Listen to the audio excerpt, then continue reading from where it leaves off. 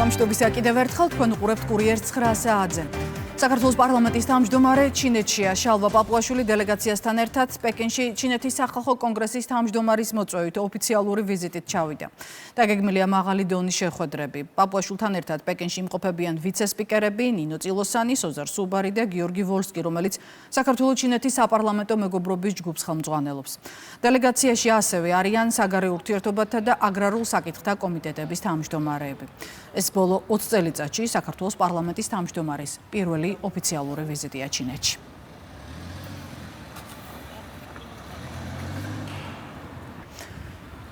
ეროვნული ბანკის გასული წლის საქმიანობის წლიურ ანგარიშს მოусმენენ დღეს პარლამენტში. დეპუტატების წინაშე უწყების მთავარ საფინანსო დოკუმენტს სების პრეზიდენტი წარმოადგენს. საკანონმდებლო ორგანოში დაგეგმილ განხილვაზე სავარაუდოდ მთავარი ყურადღება დაეთმობა 2025 წლის მონეტარულ პოლიტიკას, ინფლაციის მაჩვენებლებსა და საბანკო სექტორის მდგრადობას. მოხსენების შემდეგ თურნავა დეპუტატების შეკითხვებს უპასუხებს. ეროვნული ბანკის მუშაობასა და აღნიშნულ ანგარიშს დადებით შეფასებას აძლევს მმართველი გუნდი. ტექნიკური საკითხებების ყიდვა შეგვიძლია ჩვენ აუქციონი. ქართული საბანკო სისტემა, საფინანსო ბაზარი არის მდგრადი, არ არის მოწყვლადი არსებული გამოწვევების მიმართ. შესაბამისად იზრდება რეზერვი საკმაოდ დიდი პროცენტით. ინფლაციური პროცესები არის იმ ფარგლებში, რაც არის დასაშვები. შესაბამისად, წინასწარი მონაცემებით, რა თქმა უნდა, ჩვენ შეგვიძლია დადებითად შევაფასოთ ანგარიში, რომელიც ესოდენ წარმატებულ მონაცემებს შეიცავს ფინანსური თვალსაზრისით.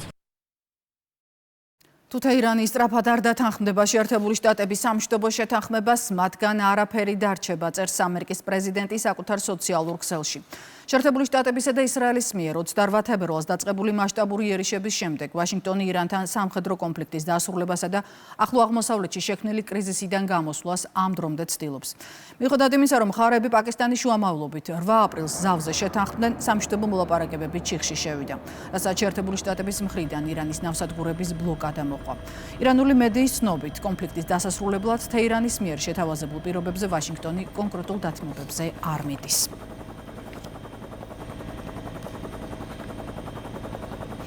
უკრაინაში ქალაქ დნიპროს საცხოვრებელ უბანზე იყო მასიური იერიში, დაშავდა 20-მდე ადამიანი, მათ შორის არის 2 ბავშვიც. ინფორმაციას უკრაინული მედია ადგილობრივი საოლქო სამხედრო ადმინისტრაციის ხელმძღვანელზე დაყრდნობით ავრცელებს.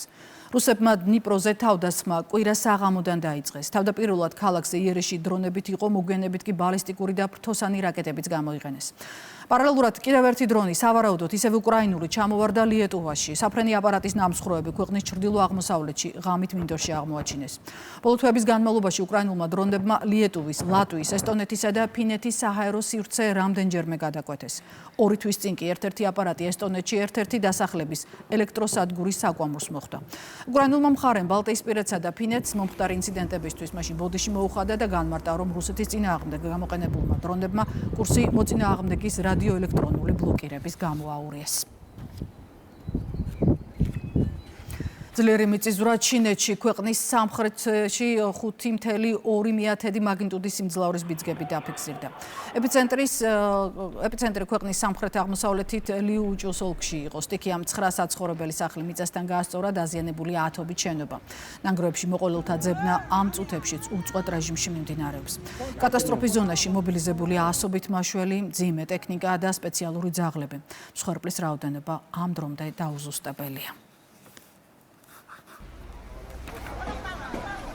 到了，我们几家房子全部到了，门打门。 10 ადამიანი, მათ შორის ბავშვია, მსხვერპლა მექსიკაში შეიარაღებულ თავდასხმას შემთხვევა პუებლის შტატში მოხდა. ადგილობრივი ოფიციალური პირების ცნობით, შეიარაღებულებმა ცეცხლი მოქალაქეებს მიზან მიმართულად გაუხსნეს.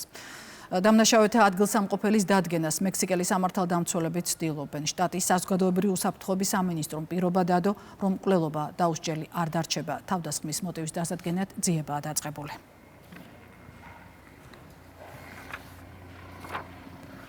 და კვლავ საქართველო წარმატებული ასპარეზობის შემდეგ საქართველოს პარამკლავჭიდელთა ნაკრები ბუდაპეშტში მიმდინარე ევროპის ჩემპიონატიდან დაბრუნდა.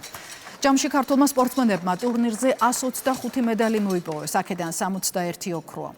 ქალთა და ვაჟთა გუნდებმა გუნდურ ჩათვლაში პირველი ადგილი აიღეს.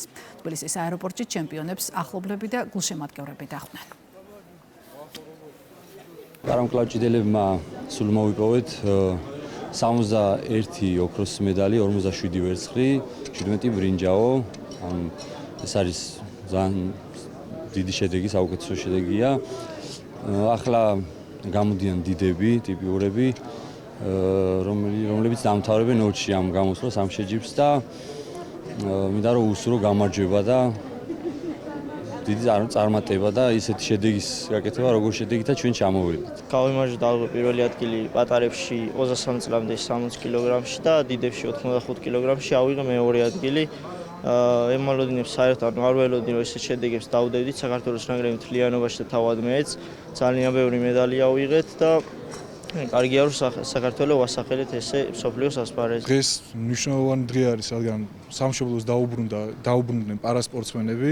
პარასპორტსმენებმა ჩამოიტანეს 61 ოქროს, 47 ვერცხლის და 17 ბრინჯაოს მედალი, რაც კარგად აჩვენებს იმას, რომ ქართველი მკლავჭიდელები შრომობენ და დიდ შრომას დებენ იმაში, რომ საქართველოს დროშა სუფრიალებდეს და საქართველოს ჰიმნი ისმოდეს კვარცხლბეკს. თბილისში კი სამბოს ევროპის ჩემპიონატი დასრულდა. ტურნირზე წარმატებით იასპარეზა ჩვენმა ნაკრებმა. შეჯიბრების პირველივე დღეს ევროპის ჩემპიონობა ავტომოგბანიანმა იზეიმა. საერთო ჯამში კი ქართულმა სამბისტებმა 13 медали მოიპოვეს. საქართველოს ანგარიშზე 1 ოქრო, 5 ვერცხლი და 7 ბრინჯაოს მედალია. კონტინენტის პირველობა, სადაც 34 ქვეყნის 300-მდე სპორტსმენი მონაწილეობდა, ოლიმპიურ სასახლეში ჩატარდა. საქართველოს სამბოს ევროპის ჩემპიონატს ისტორიაში უკვე მეორედ უმასპინძლა.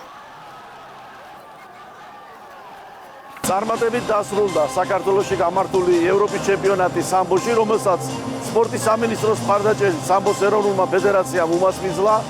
შედეგით შთამბეჭდავია. სპორტის სამინისტრო კვლავ გააგრძელებს საქართველოში მხარდაჭერას ისეთი სპორტული ღონისძიებების ჩატარებას და მასპინძლობას, რომელიც არამხოლოდ ევროპის, არამედ მსოფლიო მასშტაბის სპორტულ ღონისძიებებად ითვლება. სასიხარულოა ჩვენს ქვეყანაში რომ ჩატარდა ევროპის ჩემპიონატი, მოლოდინები უფრო დიდი მქონდა, მინდოდა რომ ჩემპიონი გამხდარიყავი, მაგრამ ამდენად დავიკავე მესამე ადგილი, მაგრამ ამ შედეგზე არ ვაპირებ გაჩერებას და მომავალში ვეცდები რომ დავიკავო პირველი ადგილი. წარმატებულად ჩაიარა ევროპის ჩემპიონატმა თბილისი 20-26-მა.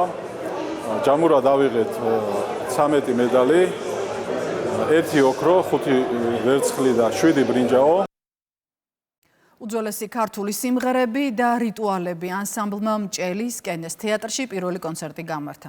ხალხური სიმღერების გარდა მიწისქვეშ მოწყობილ სცენაზე ანსამბლის ხელმძღვანელმა მჭელის რეპერტუარში არსებულ ძველ საექსპედიციო ჩანაწერებსა და სანოტო კრებულებზეც ისაუბრა, რომლებიც მათ ქართულ სოფლებში კარდაკარ მოგზაურობით შეაგროვეს.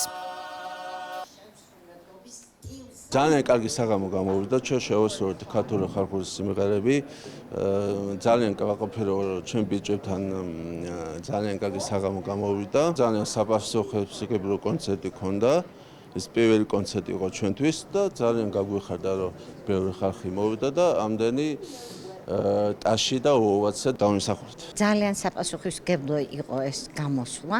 კმაყოფილი ვარ ბიჭების, რა თქმა უნდა, ჩვენთვის უფრო მეტად მნიშვნელოვანია ხალხური სიმღერა, მაგრამ რა თქმა უნდა, სიმღერა ტრადიციის გარეშე ისეთი ფასი არასოდეს ექნება, როგორიც ტრადიციულს.